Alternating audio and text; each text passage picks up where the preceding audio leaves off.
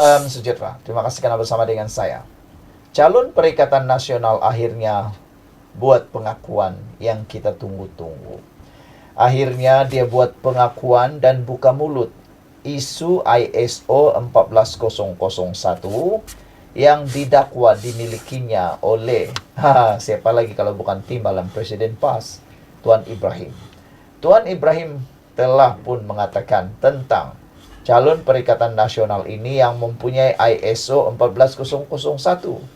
Ramai orang mengejek, mencemu, mengecam, dan menyindir, mempesenda kesilapan itu. Namun tidak ada pembetulan setakat ini yang kita dengar daripada Tuan Ibrahim. Dia membiarkan isu itu.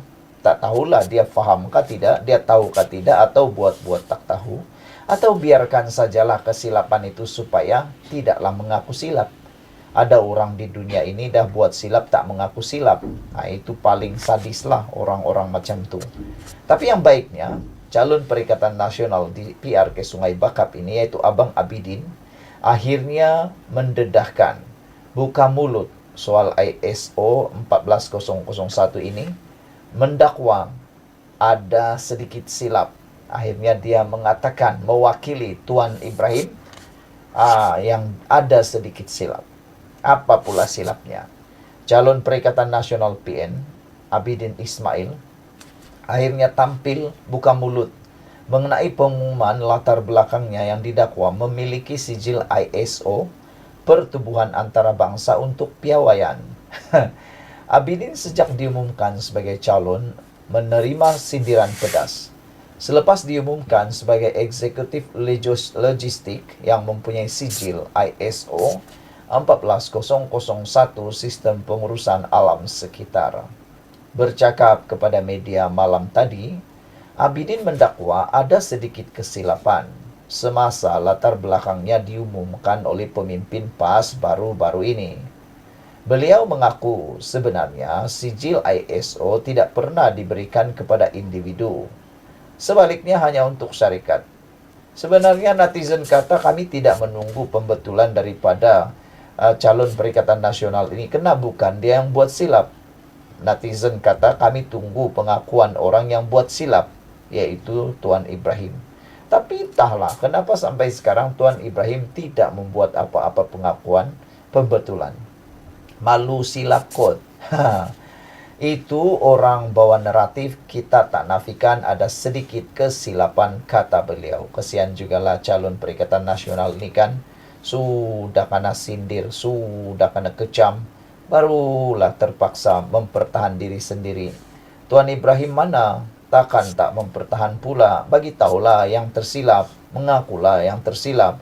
Pertahanlah calon ni, kesian juga kan, terpaksa pertahan diri sendiri. Saudara-saudara sekalian, sebenarnya sijil ISO bukan untuk individu, kata Abang Abidin. Tetapi mana-mana syarikat atau badan-badan berkanun pun perlu ada ISO, piawaian pelanggan. Itu perlu ada ISO, katanya. Itu tak ada apa, mereka manipulasi isu saja, katanya selepas majlis ceramah Perdana PN malam tadi. Selain isu ISO 14001, taraf pendidikannya juga menjadi tanda tanya kerana perinciannya tidak ditonjolkan ketika diperkenalkan oleh Datuk Seri Tuan Ibrahim Tuan Man. Beliau tidak dapat mengelak dari kritikan. Dikritik berikutan dianggap cuba menyembunyikan latar belakang pendidikannya. Sekian untuk kali ini. Ikuti terus ulasan kali ini dan tolong tinggalkan komen Anda.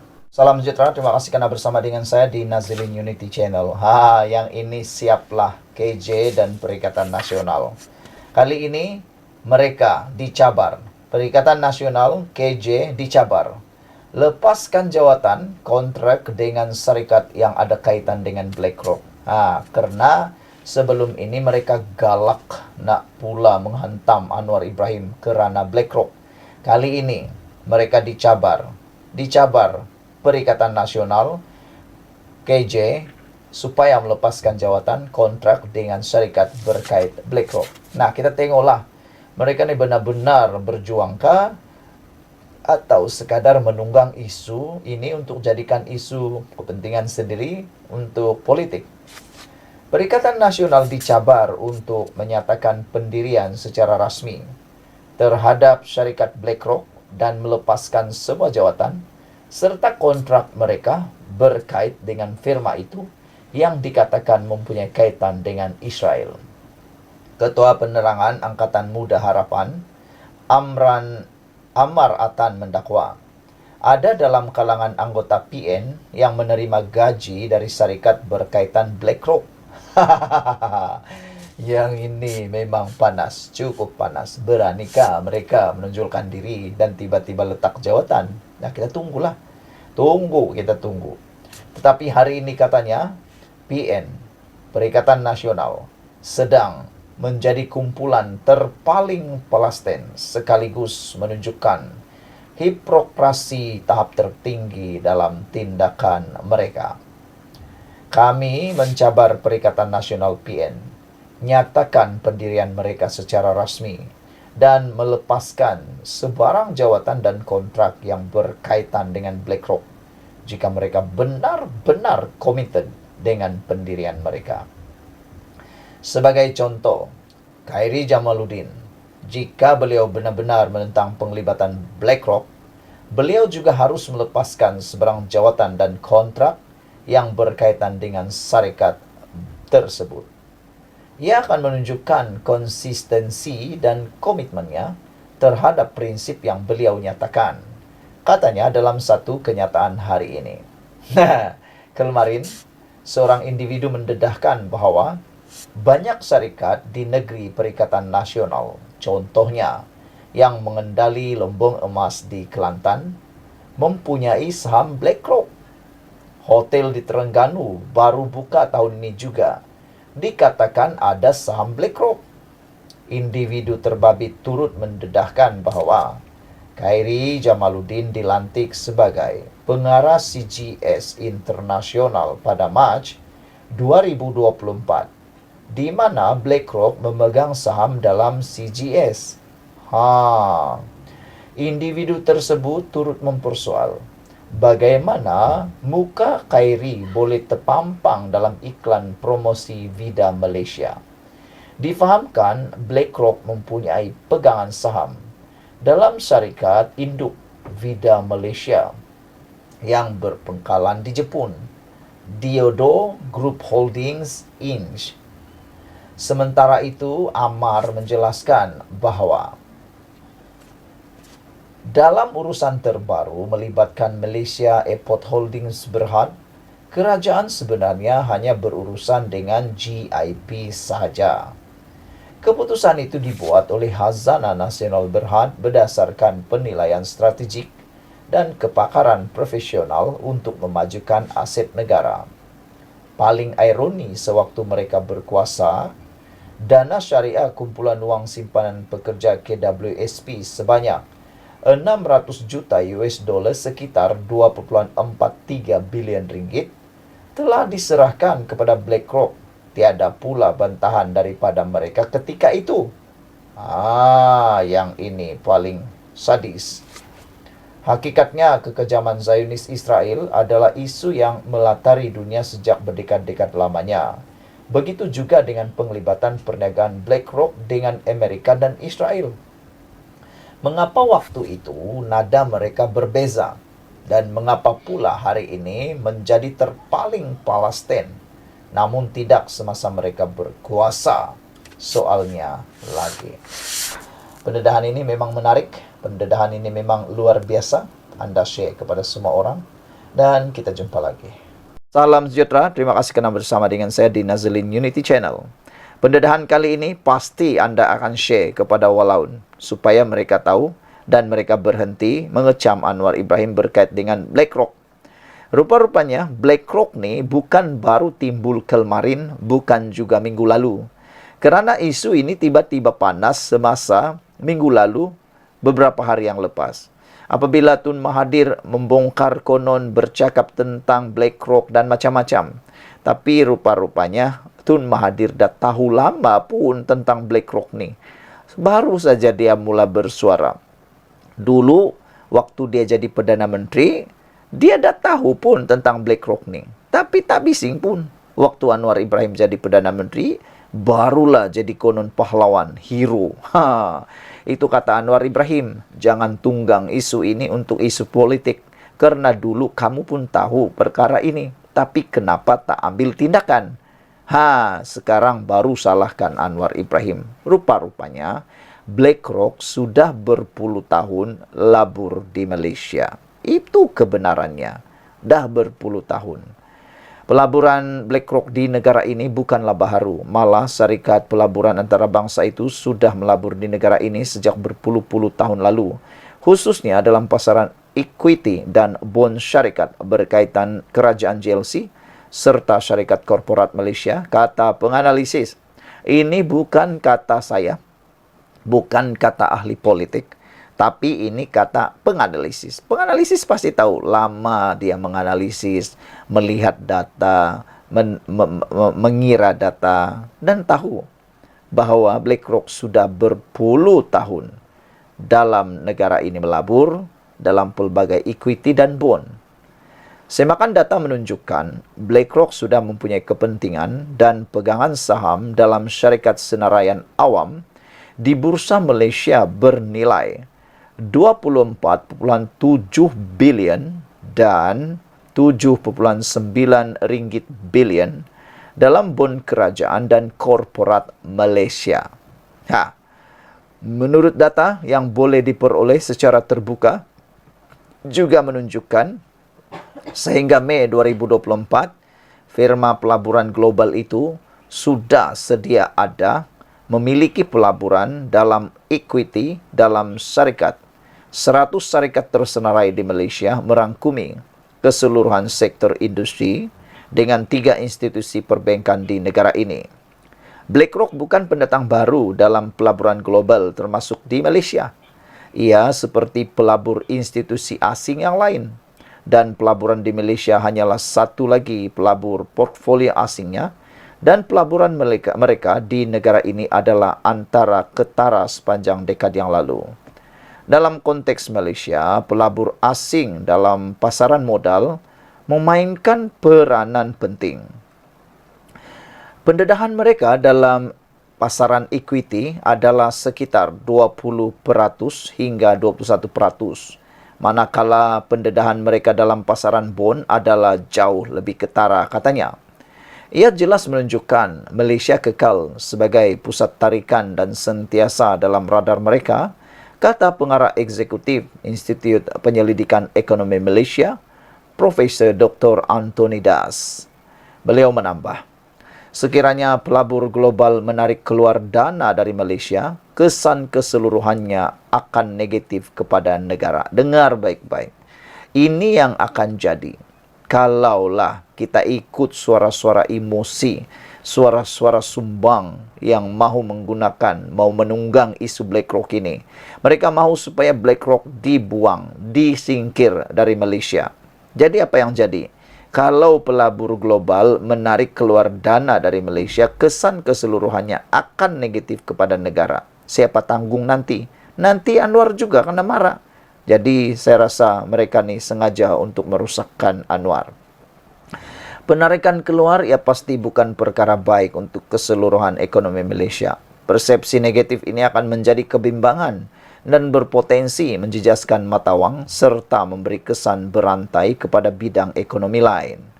Jika terdapat penarikan keluar dana asing, kesan keseluruhan terhadap ekonomi dan rakyat akan terjejas.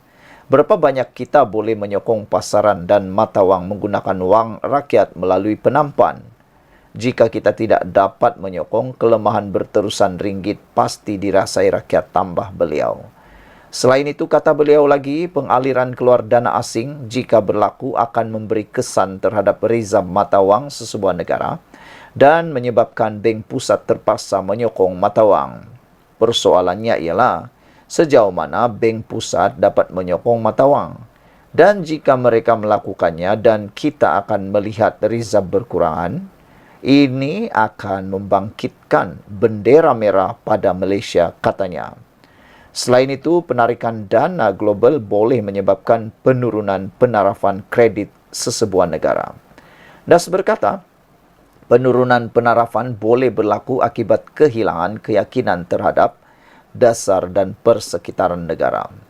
Susulan itu, kos pinjaman antarabangsa kita menjadi mahal dan kita berisiko kehilangan minat asing, katanya.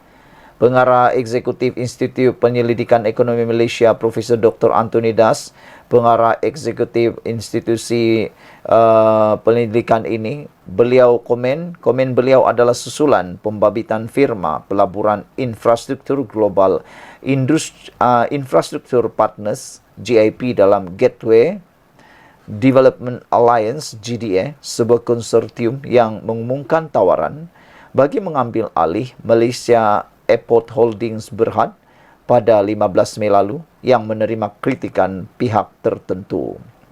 Sementara itu, Perdana Menteri Datuk Seri Anwar Ibrahim baru-baru ini berkata, penyertaan syarikat BlackRock dalam pengambil alihan MAHB tidak seharusnya dijadikan sebagai wayang politik. Anwar berkata, kerajaan tidak mempunyai keupayaan untuk membatalkan pembabitan syarikat di luar negara yang mempunyai kaitan dengan Israel kerana ia boleh menjejaskan ekonomi negara. Firma pelaburan berpengkalan di Amerika Syarikat itu sudah lama aktif melabur di Malaysia dengan jumlah nilai pasaran terkini ialah 4.3 bilion Amerika Syarikat dolar atau kira-kira 24.7 bilion ringgit, iaitu pelaburan ekuiti syarikat tersenarai sebanyak 18.7 bilion ringgit dan bond sebanyak 7.9 bilion ringgit.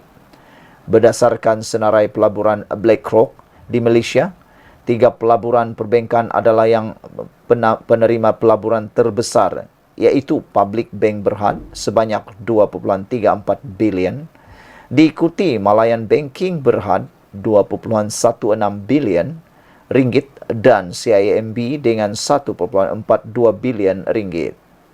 Tenaga Nasional Berhad di tempat keempat dengan pelaburan 860 juta ringgit, disusuli Metal Aluminium 620 juta ringgit dan Selcom Digi 520 juta ringgit Malaysia.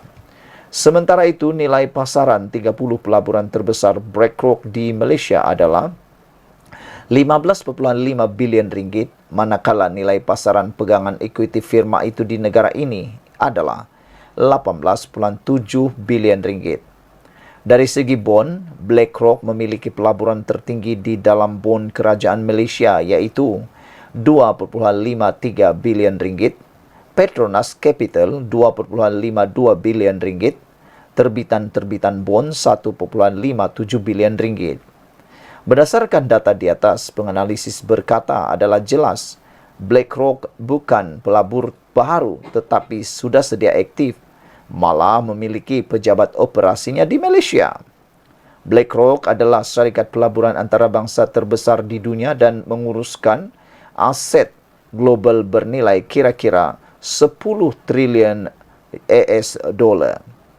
Ditubuhkan pada tahun 1988, BlackRock memainkan peranan pelaburan utama dalam kebanyakan ekonomi negara terutama dunia, termasuk Malaysia. BlackRock dan 2 lagi firma pelaburan seumpamanya, iaitu Vanguard dan State Street, dianggap secara meluas sebagai pengurus aset the Big Three di seluruh dunia. Pengurus aset ini adalah antara pemilik terbesar syarikat dagangan awam. The Big Three ini memiliki aset di bawah pengurusan AUM bersamaan dengan lebih 75% daripada keluaran dalam negara kasar Amerika Syarikat dan pada 2023 atau kira-kira 55 kali ganda KDNK Malaysia pada 2023. Firma itu juga aktif melabur di negara Islam lain seperti Arab Saudi dengan nilai dana 24 bilion Amerika Syarikat dolar, Emirat Arab Bersatu UAE 8.6 bilion Amerika Syarikat dolar dan Indonesia 11 bilion Amerika Syarikat dolar. Selain itu, BlackRock aktif di China dengan pelaburan bernilai 199 bilion Amerika Syarikat dolar dan di India sebanyak 148 bilion Amerika Serikat dolar. Firma pelaburan antarabangsa itu juga memainkan peranan utama dalam pelaburan alam sekitar, sosial dan takbir urus korporat ESG dan telah menjadi sangat aktif dalam sektor tenaga boleh diperbaharui dan alam sekitar yang mapan. Seorang penganalisis equity dari sebuah bank pelaburan berkata, penyertaan syarikat sekutu BlackRock iaitu GIP dalam cadangan penswastaan MAHB juga bukanlah satu isu. Ini kerana berdasarkan data pemegang saham MAHB, BlackRock sebelum ini sememangnya sudah memiliki 2.1% equity bernilai 35 juta ringgit Malaysia di dalam syarikat pengendali lapangan terbang itu.